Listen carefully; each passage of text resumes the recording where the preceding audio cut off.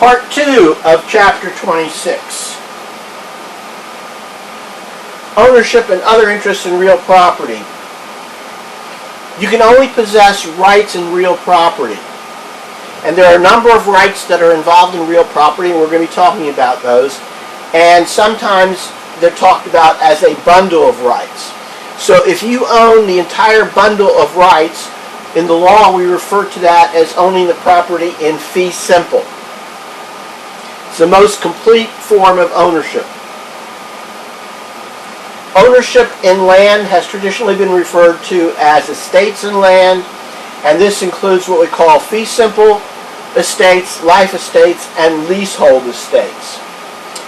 Fee simple and fee simple absolute is the greatest bundle of rights and privileges and power that's possible under the law. The owner has an indefinite right to exclusive possession and the use of land, and can give the property away or dispose of the property by deed or by will. You can use the land for whatever purpose the owner sees fit, with some limitations, like we talked about in environmental law, etc. And you cannot unreasonably interfere with a neighbor or some adjoining or nearby land without committing the tort of nuisance. Okay, a life estate. A life estate is the right to use someone else's property for the lifetime of a designated individual. It's a conveyance or transfer of real property. For example, John Smith conveys to A for his life. That would be a life estate. But it can also create a life estate in a third party. So it could be John Smith conveys to Bob Davis for the life of John Doe. That would be unusual, but it's possible. The life tenant has the right to use the property as his own during the term of the life estate, but cannot commit any waste, such as selling off the trees, destroying the property, not keeping the property up, etc. Okay. Other types of ownership are concurrent ownership. By concurrent ownership, we mean where more than one person has an interest in ownership of the land. Okay? So it's defined as persons who share ownership rights simultaneously in a particular property, including real property and personal property. Okay, so a tenancy in common. Each individual owns an undivided interest in the property. On the death of a tenant in common, the interest passed to the deceased tenant's heirs. Okay, so this is very strange kind of thing.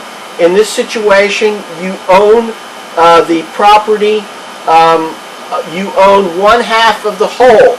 In other words, you don't own the whole, but you own a half. Let me see if I can demonstrate. I'll be back.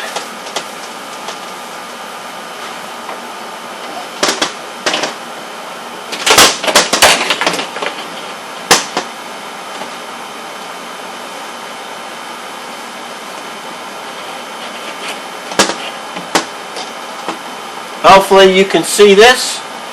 Alright, so in this situation, you have a piece of property like that.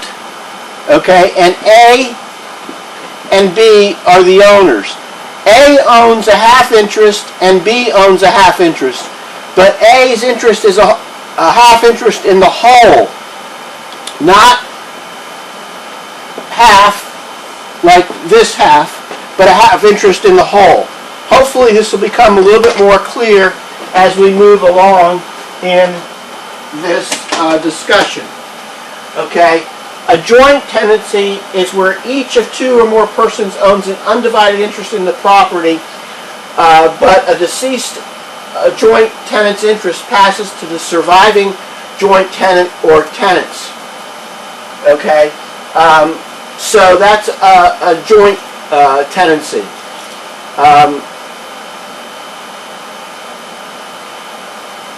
The right of survivorship the right of a surviving joint tenant to inherit a deceased joint tenant's ownership interest.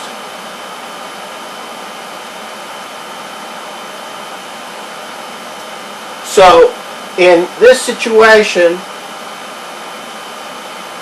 the death of the joint tenant causes the property to be inherited by the other joint tenant. Okay? Whereas in a tenancy in common, the heir to the deceased inherits a 1/2 interest in the whole.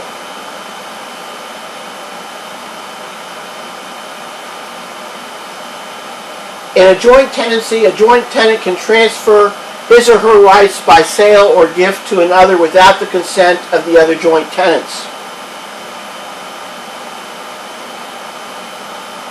This terminates the joint tenancy, and the person who purchases the property or receives it as a gift then becomes a tenant in common, not a joint tenant. Other types of concurrent ownership include a tenancy by the entirety. It's a rare form of shared ownership of real property by married persons. Neither spouse may separately transfer his or her interest during his or her lifetime unless the other spouse consents. A divorce or either spouse's death or by mutual agreement will terminate the tenancy in the entirety.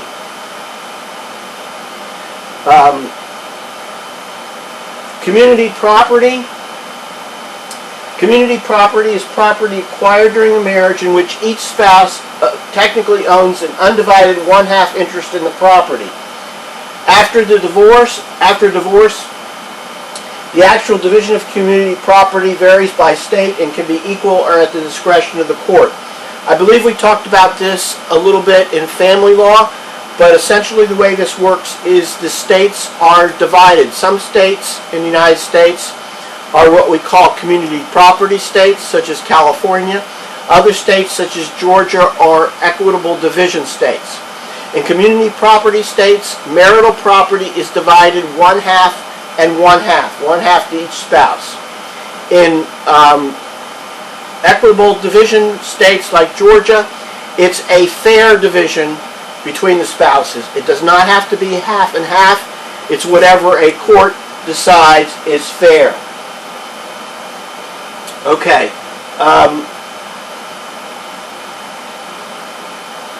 So, another type of ownership in real property is a leasehold estate.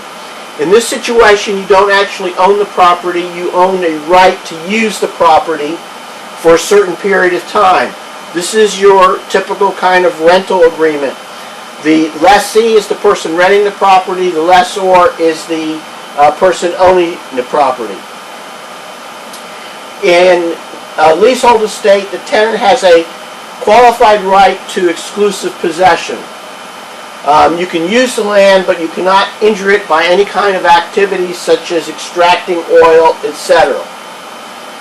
In a fixed-term tenancy or a tenancy for years, you have an express contract for a specified period of time.